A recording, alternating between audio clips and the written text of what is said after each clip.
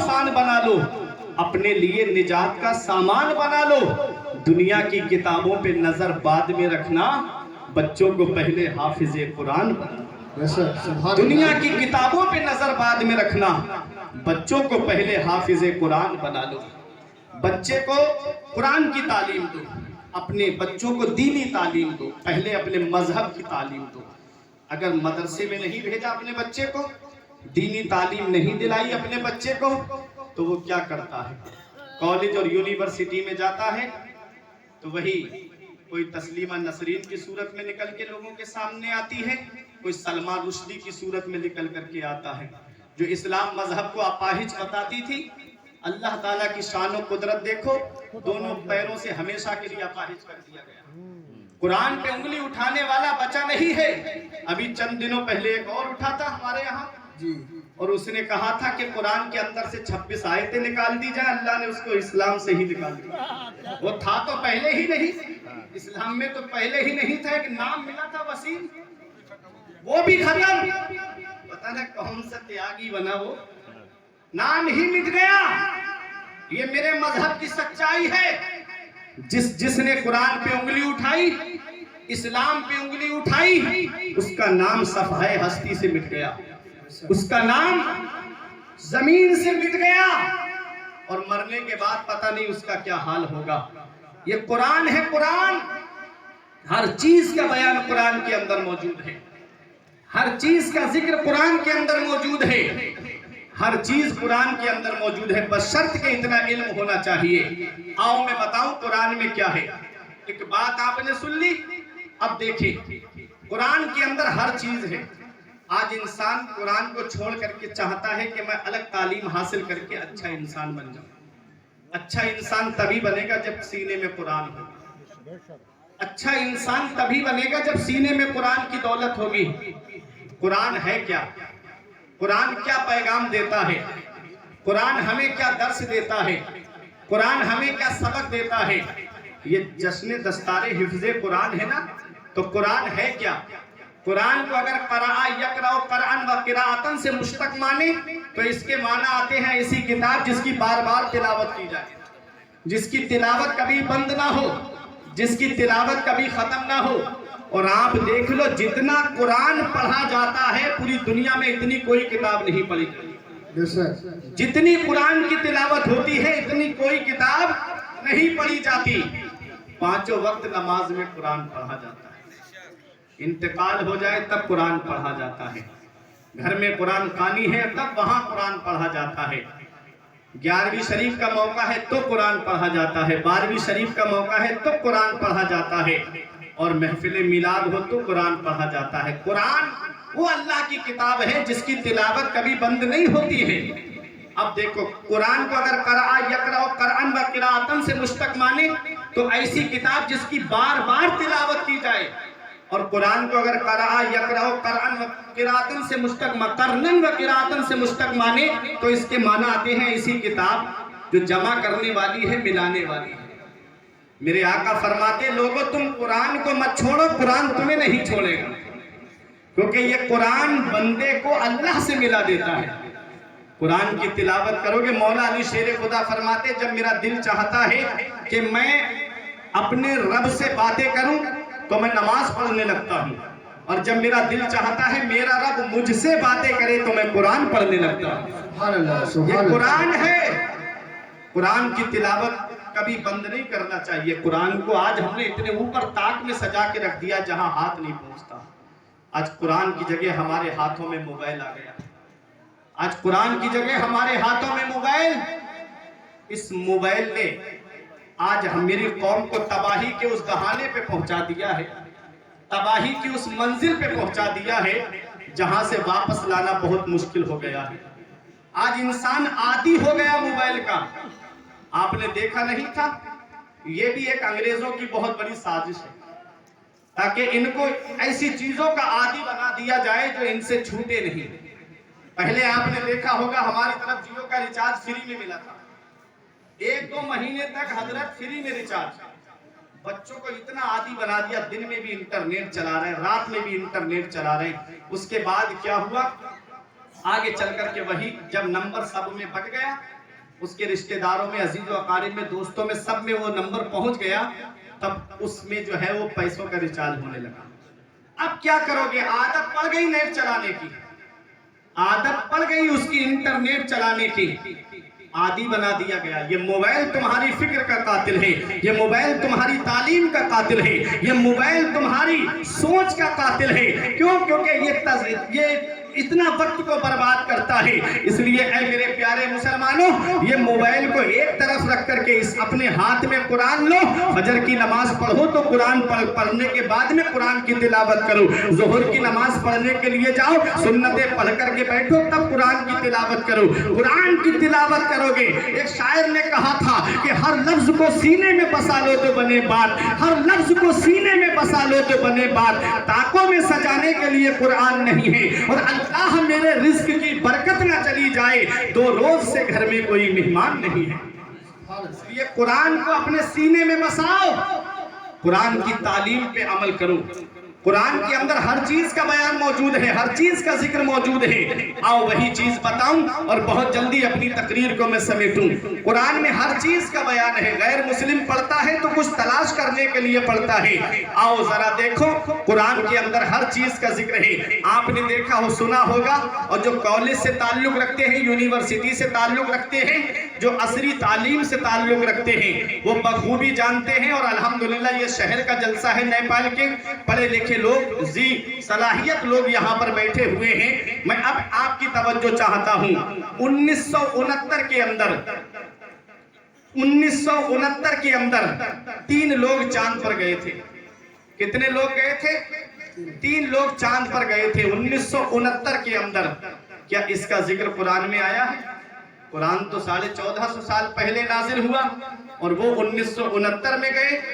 آج جو ہم قرآن کو چھوڑ کر کے کالج میں چاہتے ہیں نا کہ ہم سب کچھ ہم کو مل جائے گا، میں آپ کو اتنا بتاؤں پیارے مسلمانوں، پوری دنیا کے اندر جتنی یونیورسٹی ہیں، ان کی عمر کتنی ہے؟ کوئی مجھے بتا سکتا ہے کتنی عمر ہے یونیورسٹی کی؟ 400 سال سے پرانی عمر کسی کی نہیں ہے۔ جامعہ ازہر سب سے پرانی ہے، وہ بھی پہلے مدرسہ۔ اب سنیں، سب سے پرانی یونیورسٹی جامعہ ازہر، وہ بھی پہلے مدرسہ۔ اس کے بعد 400 سال سے زیادہ یونیورسٹی کی عمر نہیں ہے، تو کوئی ایم ٹیک بھی نہیں ہوگا، کوئی بی ٹیک بھی نہیں ہوگا، کوئی بھی ایم ٹیک اور بی ٹیک بھی نہیں ہوگا، تو کوئی انجینئر بھی نہیں ہوگا۔ تو جب کوئی انجینئر نہیں ہوگا تو اب مجھے آپ بتاؤ، یہ تاج محل بنانے والا کون ہے؟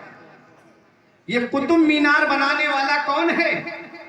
یہ دلی کی جامع مسجد بنانے والا کون ہے؟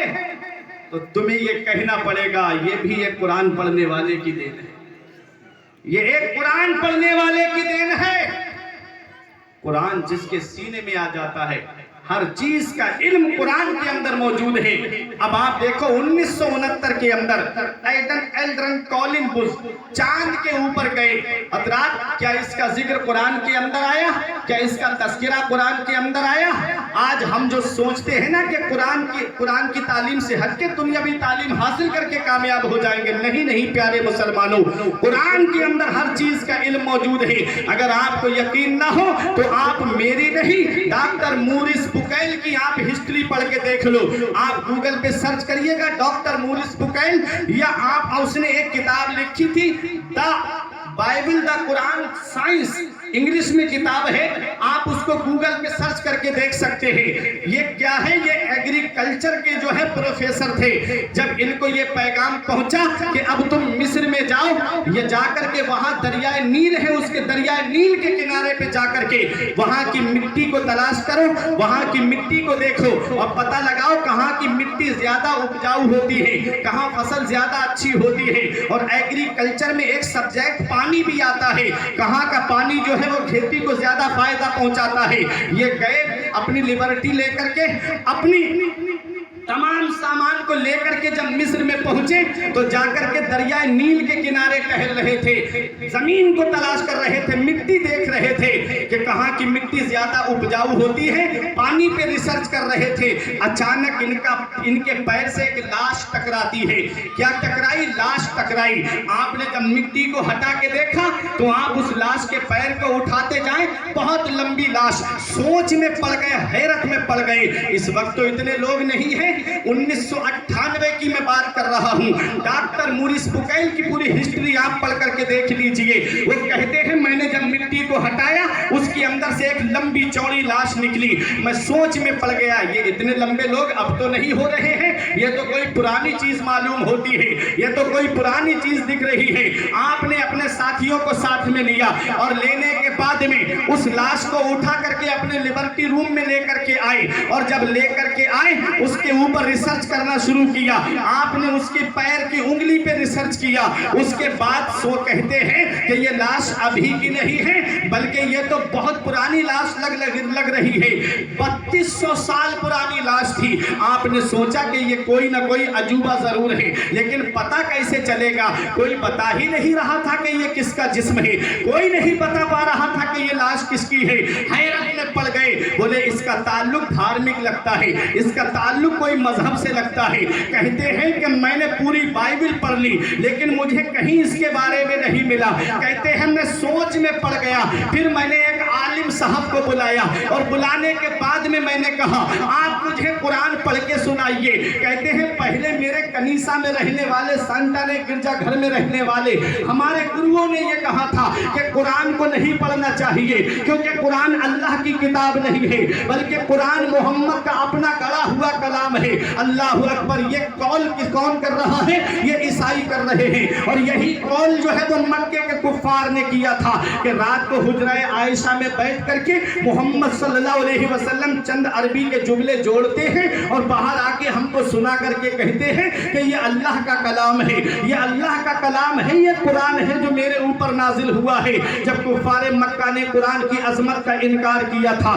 تب اللہ تبارک و تعالیٰ نے سب سے پہلا چیلنج جو نازل کیا تھا وہ 15ویں پارے میں ہے، قُلْ لَئِنِ اجْتَمَعَتِ الْإِنسُ وَالْجِنُّ عَلَىٰ أَن يَأْتُوا بِمِثْلِ هَٰذَا الْقُرْآنِ۔ میرے رب نے ارشاد فرمایا محبوب جو قرآن ہم نے آپ پہ نازل فرمایا ہے یہ کہہ رہے ہیں کہ یہ آپ کا کلام ہے تو ان سے کہہ دو کہ تمام جنات اور انسان جمع ہو جائیں اس بات پر کہ وہ اس قرآن کی مثل لے کر کے آئیں تو ہرگز نہیں لا پائیں گے، وَلَوْ كَانَ بَعْضُهُمْ لِبَعْضٍ ظَهِيرًا، اگرچہ ان میں کا بعض کا تعاون کرے، مدد کرے۔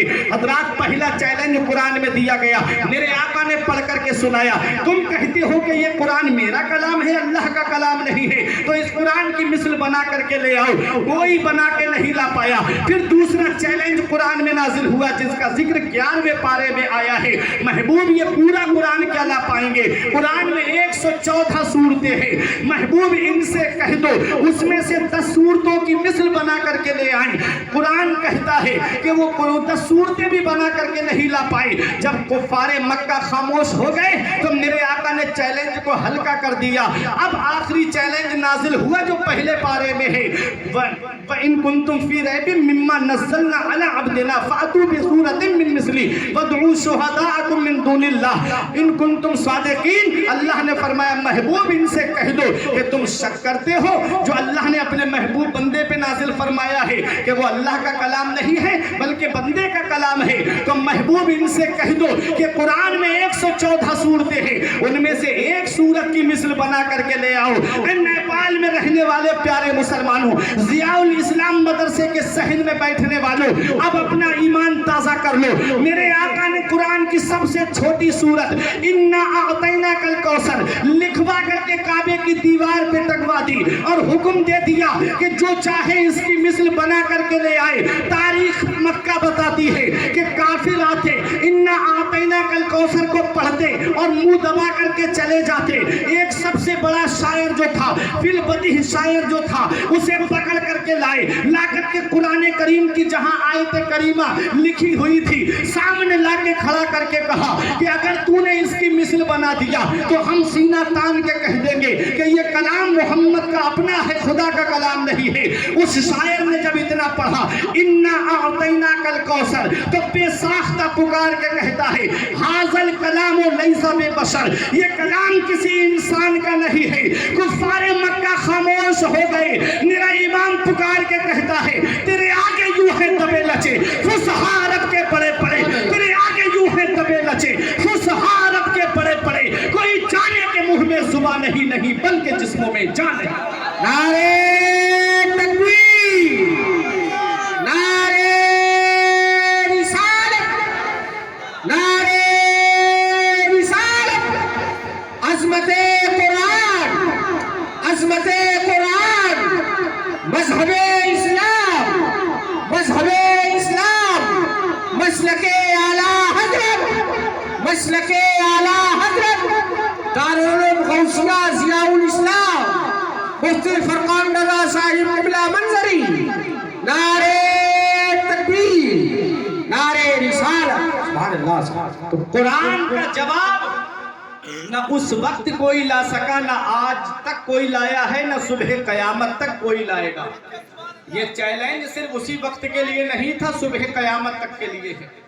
کوئی قرآن کا جواب نہیں لا پایا، تو یہ وہ قرآن ہے۔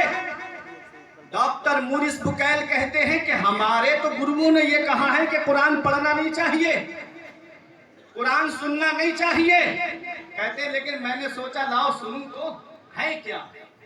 بلائے ایک عالم کو، اللہ اللہ، عالم صاحب آئے ایسے جو قرآن کا ترجمہ بھی ساتھ ساتھ بتاتے جاتے۔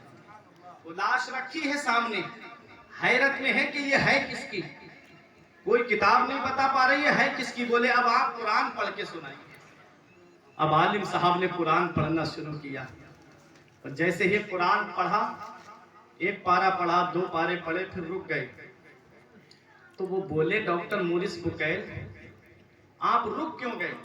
مطلب نہیں ملا ہے تو کیا ہوا، لیکن سننے میں مزہ بہت آ رہا ہے۔ پڑھیے پڑھیے، بہت لطف آ رہا ہے، پڑھیے۔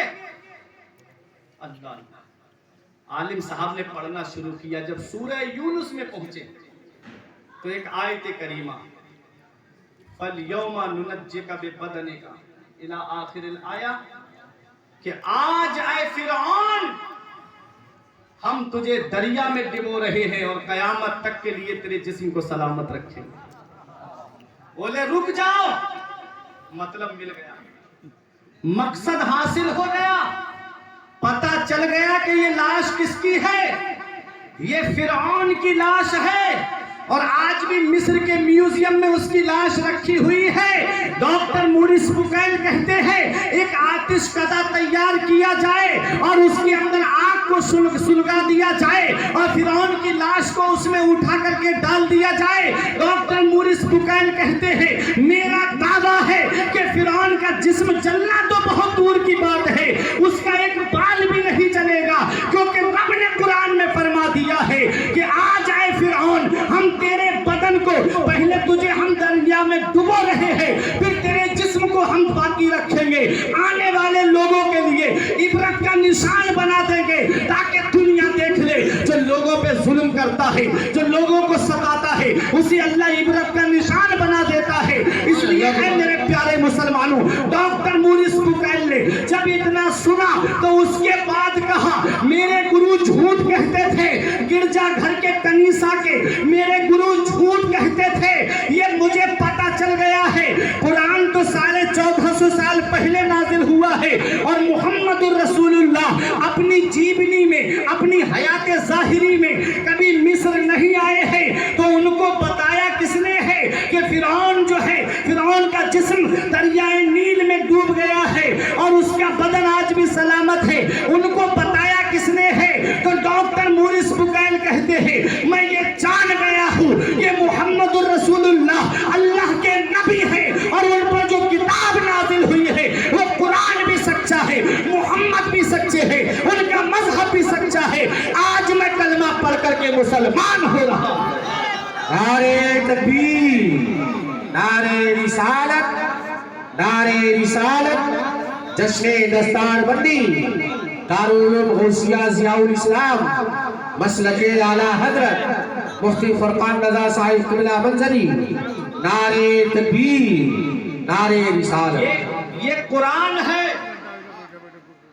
लोग कहते हैं कि इस्लाम सिमट रहा है, इस्लाम बढ़ता जा रहा है, इस्लाम फैल रहा है। जिन्होंने अमेरिका के ऊपर बमबारी की थी, सद्दाम हुसैन को सूली पे चढ़वाया था, बमबारी करने वालों में आप हिस्ट्री उठा के देखें 15,000 सैनिकों ने इस्लाम कबूल कर लिया था। ये हमारे मजहब की सच्चाई है, ये हमारे मजहब की हक़ानियत है। कुरान जिस सीने में आ जाए सीना महफूज हो जाता है। कुरान जिस सीने में आ जाए, मिशकात शरीफ में मैंने एक हदीस पढ़ी, मेरे आका फरमाते हैं कुरान को चमड़े में लपेट करके अगर आग में डाल दिया जाए तो उस कुरान को आग नहीं जलाएगी। अब देखिए आप, खाल में लपेट करके आग में डाल दिया जाए तो कुरान को आग नहीं जलाएगी। तो कुरान अगर आग में चला जाए तो आग कुरान को नहीं जला सकती, तो जिस सीने में कुरान आ जाए उस सीने को आग कैसे जला सकती? जिस सीने में कुरान होगा उस सीने को जहन्नम की आग नहीं जला सकती। और आपको मैं बता दूं, ये उलमा मेरे सर का ताज है। अल्लामा अब्दुल जब्बार मंजरी साहब ने बरेली शरीफ में सरकार मुफ्ती आजम हिंद के जलवे देखे हैं। आप में भी लोग ऐसे होंगे जिन्होंने सरकार मुफ्ती आजम हिंद को देखा होगा। वो अजीम शख्सियत जो उनके दामन से वाबस्ता हो गई। मैंने सरकार मुफ्ती आजम हिंद के अक्सर मुरीदों को परहेजगार देखा है और नमाज के सबसे ज्यादा पाबंद होते थे। उस सरकार मुफ्ती आजम हिंद के जलवे देखे हैं इन उलमा ने। अपनी किस्मत पे नाज करो, आप उलमाए किराम के कुर्ब में आप रहते हो। बरेली शरीफ की सरजमीन पे जब आप सिटी कब्रिस्तान सिटी की तरफ से जब आप बाकरगंज को जाएंगे तो एक मोहल्ला पड़ता है हुसैन बाग, और लीची बाग भी है उधर ही। हुसैन बाग में एक कब्रिस्तान है और उस कब्रिस्तान में एक अल्लाह का नेक बंदा आराम कर रहा है जिनका नाम है हाफिज रहमत अली खां। हाफिज रहमत अली खां कौन है? कभी आपने गौर किया, हिस्ट्री सुनी? जब देश आजाद हो रहा था मुसलमानों ने जो कुर्बानी पेश की है उसमें जामे शहादत नोश किया। ये वो हाफिज रहमत अली खां है। पीलीभीत में आप लोग गए होंगे तो देखा होगा, पीलीभीत में जामा मस्जिद है जो दिल्ली की जामा मस्जिद की हूबहू कॉपी है। जब उसकी बुनियाद का नंबर आया, अल्लामा जमाल साहब, जब बुनियाद का नंबर आया तो ये शर्त रखी गई कि इसकी बुनियाद वो रखेगा कि जिसकी ना नमाज तहज्जुद कज़ा हुई हो, ना सुन्नत गैर मुअक्कदा कज़ा हुई हो। सब पीछे हट गए। कौन है जो तहज्जुद का इतना पाबंद हो? कौन है जो सुन्नत गैर मुअक्कदा, जो असल में सुन्नतें पढ़ी जाती हैं, अगर वक्त है तो पढ़ लीजिए, वक्त नहीं है तो कोई गुनाह नहीं है, लेकिन आदत बनाना गुनाह है। पूरा मसाला मैं आपको बता दूं, आदत बनाना गुनाह है हजरात। तो हाफिज रहमत अली खां आगे बढ़े और कहते हैं आज मेरा राज खुल गया, आज मेरा राज खुल गया। मैं ही वो शख्स हूं जिसकी ना नमाज तहज्जुद कज़ा हुई है और ना सुन्नत गैर मुअक्कदा कज़ा। जामा मस्जिद की बुनियाद रखी। बताया जाता है अक्सर रोड के किनारे, दिल्ली से लेकर के, बरेली से, पीलीभीत से लेकर के दिल्ली तक जो अक्सर रोड के किनारे मसाजिद हैं वो हाफिज रहमत अली खां ने अक्सर तामीर कराई। उनकी एक बहन थी बीबी जी साहिबा। हाफिज रहमत अली खां ने कहा बहन तुम्हारी शादी कराना चाहते हैं हम। तो बहन ने कहा कि हाँ भाई मुझे जहेज देंगे, कितने पैसे देंगे? तो बताया बहन नवाब हूँ, बता कितना चाहिए? आप उन पैसे मुझे दे दीजिए, आपका ईमान ताजा हो जाएगा। ये घराना आप देखें।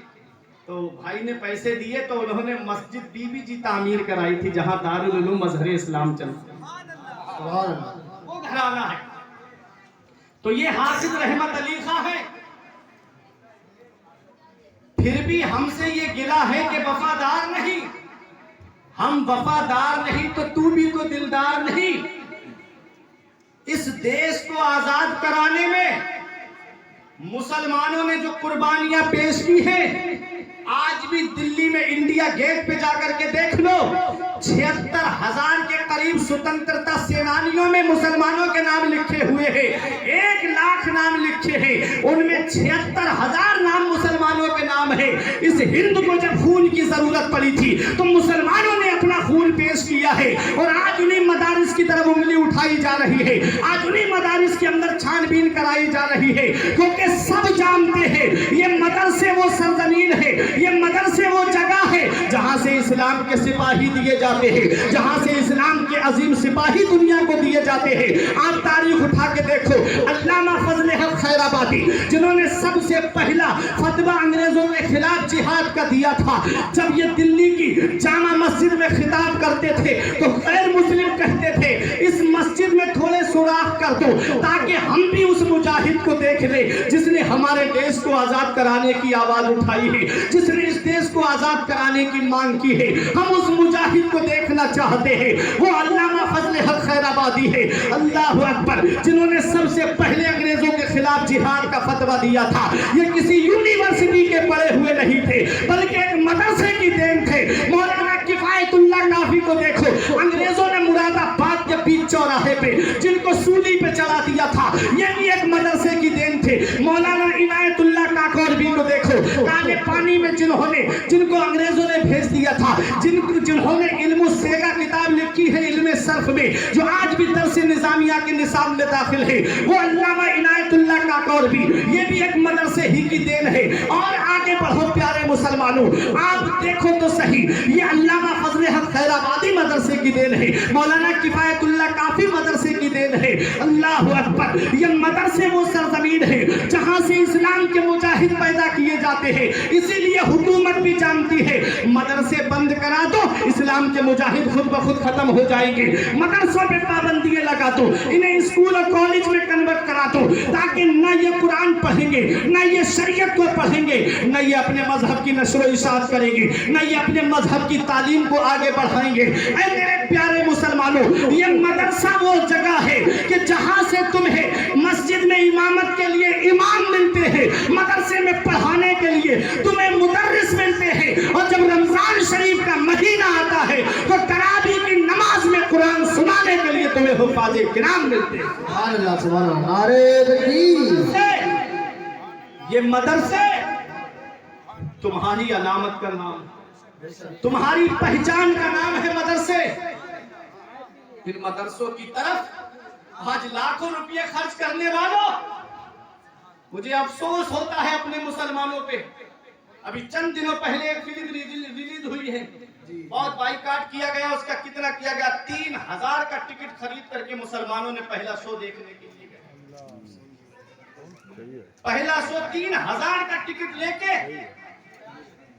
یہ قوم ہے میری، اگر اس قوم کی امیری دیکھنا ہے تو ان کی شادیاں دیکھو، ان کے شوق دیکھو، اور اس قوم کی غریبی دیکھنا ہے تو ان کے مدرسے دیکھو اور ان کی مسجد دیکھو، ان کے امام دیکھو۔ اب رونا رویا جاتا ہے کہ مولانا صاحب کاروبار نہیں چل رہا ہے۔ اگر امام صاحب کی تنخواہ 5000 سے 6000 کر دی تو 10-20 مقتدیوں کے پیٹ میں آٹومیٹک درد ہونا شروع ہو جاتا ہے۔ کیا ضرورت تھی؟ 5000 میں چل تو رہا تھا گزارا۔ اور مجھے اپنے علماء سے بھی ہاتھ جوڑ کے گزارش کروں گا کہ کبھی بھی اپنے دین کا سودا مت کرنا۔ ایسے بھی جگہ دیکھی میں نے علامہ صاحب کہ اگر امام صاحب 5000 کی تنخواہ پہ امامت کر رہے ہیں تو وہ متولی صاحب کو فون کر کے کہہ رہے ہیں کہ ان کو ہٹا دو، میں 4000 میں آ جاؤں گا تمہارے یہاں۔ ایسے بھی ہے بدعقیدہ کے ساتھ نکاح ہو رہا تھا تو مسجد کے امام نے منع کر دیا، دوسرا آیا اور 1000 روپے میں نکاح پڑھا کے چلا گیا۔ کیوں سودا کر رہے ہو؟ کیوں اپنا وقار گرا رہے ہو؟ وہ قوم نہیں جانتی کہ یہ نکاح پڑھانے والا جو آیا ہے اس نے کس نیت سے پڑھایا، وہ یہ جانتی ہے کہ امام صاحب غلط تھے، یہ صحیح ہے جنہوں نے نکاح پڑھایا۔ وہ بھول گئے کہ بدعقیدہ کا نکاح پڑھانا کتنا بڑا گناہ ہے۔ اس لیے اپنا وقار کھو مت۔ تمہیں بہت بڑا رتبہ اللہ نے دیا ہے، تمہیں بہت بڑی شان اللہ نے عطا فرمائی ہے۔ اے میری قوم کے لوگوں، اپنے مدرسوں کو تقویت پہنچاؤ، اپنے مدرسوں کو طاقت پہنچاؤ، کیونکہ جس دن یہ مدرسے بند ہو گئے تمہیں اسلام کے سپاہی نہیں ملیں گے، اور جہاں جہاں مدرسے بند ہوئے وہاں وہاں سے اسلام مٹ گیا۔ غرناطہ اسپین میں 700 سال مسلمانوں نے حکومت کی، آخری بادشاہ ابو عبداللہ وہ بھی چلے گئے، फर्डिनेंड के आने के बाद में सबसे पहले मस्जिद और मदरसे बंद किए गए, कोई इस्लाम का नाम लेने वाला नहीं। जहां जहां मदरसे बंद हुए, इस्लामी तालीम तो अलग खत्म हुई, इस्लाम भी कमजोर होता चला गया। ये मदरसे तुम्हारे लिए तुम्हारे इस्लाम की बुनियाद है, इन्हें ताकत पहुंचाओ। ये मत देखो कि मदरसा उधर भी चल रहा है इधर भी चल रहा है। अरे मदरसे, ये वो मदरसे हैं कि जिस बस्ती में मदरसा होता है अल्लाह की रहमतें नाजिल होती है। सुभान अल्लाह। जिस बस्ती में मदरसा होता है उसमें अल्लाह की रहमतें नाजिल होती है। मैंने हदीस पढ़ी कि अल्लाह ताला बंदों के गुनाहों की वजह से जब उस कौम पे अजाब कर देने का इरादा फरमाता है, जब फरिश्तों को भेजता है, जाओ फरिश्तों गुनाहों की वजह से ये लोग बाज नहीं आ रहे हैं, इस बस्ती को तबाह कर दो। जब फरिश्ते अजाब देने के लिए जमीन की तरफ आते हैं तो सुबह सुबह के वक्त में छोटे छोटे बच्चे सीने से कुरान लगा के मदरसे की तरफ जा रहे होते हैं, मस्जिद की तरफ जा रहे होते हैं। फसमिअ तालीम अस्सिबियान, अल्लाह ताला उन छोटे छोटे बच्चों की तालीम की आवाज को सुनता है, हुक्म देता है, फरिश्तों वापस आ जाओ। जिस बस्ती में कुरान पढ़ा जाता है मेरी रहमत ये गवारा नहीं करती कि उस बस्ती में मैं अजाब दूं। जिस बस्ती में कुरान पढ़ा जाए उस बस्ती में अजाब नहीं आता है, अल्लाह की रहमतें नाजिल होती है। और मदरसे में क्या होता है,